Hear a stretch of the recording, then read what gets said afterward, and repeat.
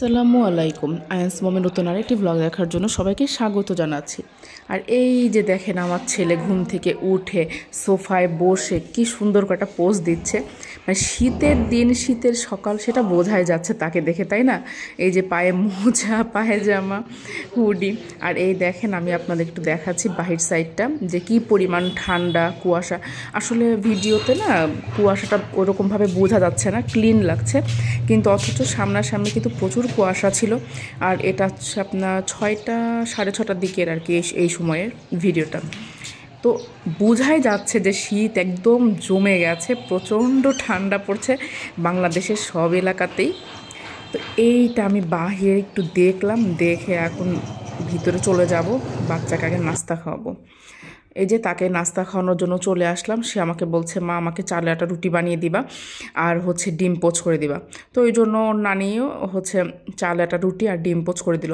তার সকালের নাস্তায় রুটির সাথে একটা ডিম পোচ হলে আর কিচ্ছু লাগে না। শুধু রুটির সাথে ডিম পোচ না, একটা পাউরুটি বা তার সাথে একটা ডিম পোচ হলেও হয়। সে ডিম খুবই পছন্দ করে, ডিম দুধ এই দুইটা জিনিসই তার খুবই পছন্দ, মানে পছন্দের তালিকায় এই দুটো শীর্ষে থাকে আর কি। তো এই যে আমার তো মানে এটা হচ্ছে সকালবেলা তো শুরু হয় ইনাকে দিয়েই।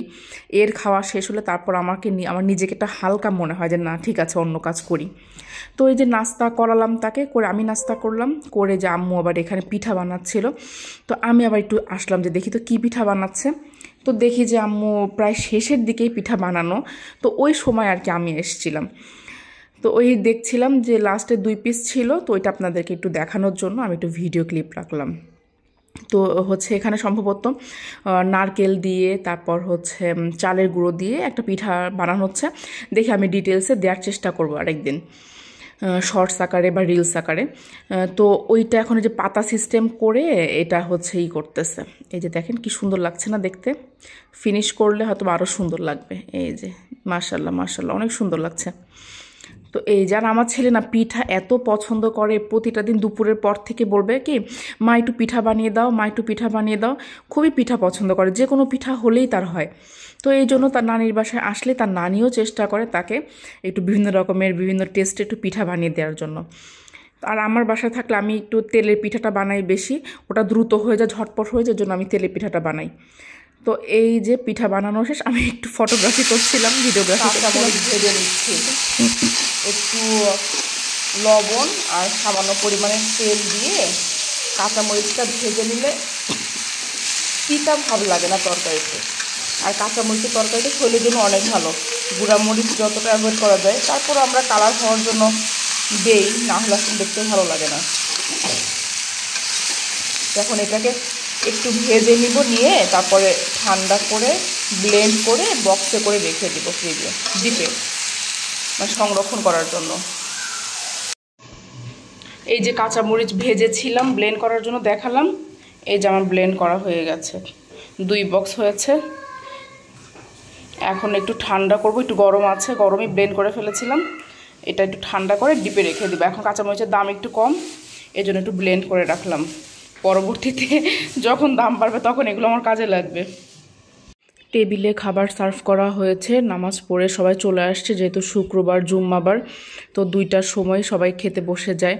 মুরগির মাংস ছিল, সবজি ছিল, ছোটো মাছ চচ্চড়ি ছিল, শসা, পোলাও, মাছ, সরপুঁটি মাছ ভাজি ছিল, তারপর 2 রকমের বড়া ছিল, একটা ছিল মুরগির মাংসের টিকিয়া আর একটা ছিল হচ্ছে ডালের বড়া। তো এই তো আজকে দুপুরের খাবার এগুলোই। তো আব্বু সবাইকে ডাকছিল সবাই একসাথে বসে খাওয়ার জন্য। আর খাওয়ার পর যথারীতি আয়নের বাবার এটা একটা রিচুয়ালস হয়ে গেছে আর কি, আসলে বলা যায় যে সে আমাদের সবার জন্য কফি বানায়। সবসময় তো আসলে সম্ভব না, সবসময় তো সে এখানে আসে না। দেখা যায় সবাই যখন একত্র হই, শুক্রবারটা বেসিক্যালি আমরা বাসায় সবাই ভাই বোনরা সব একত্রই, তখন আর কি এটা করা হয়। তো এই যে সে আমরা খাওয়া শেষ করতে না করতে সে যে এখানে সবার জন্য কফি বানিয়ে নিচ্ছে। আরও কিছু কফি চলে গেছে, আগে দেয়া হয়েছে।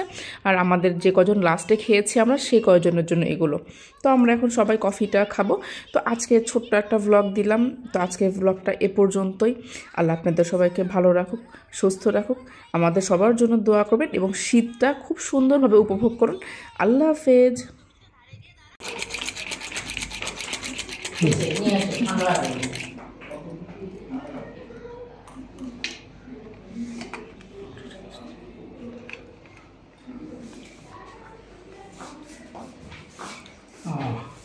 কফি এটা আমার, এটা চিনি ছাড়া। তোমার বাবাকে দিয়ে আসো জুয়েল, কফি নাও। তোমার নাই, তোমার নাই, তোমার নাই। নানাকে দিয়ে এসো জুয়েল।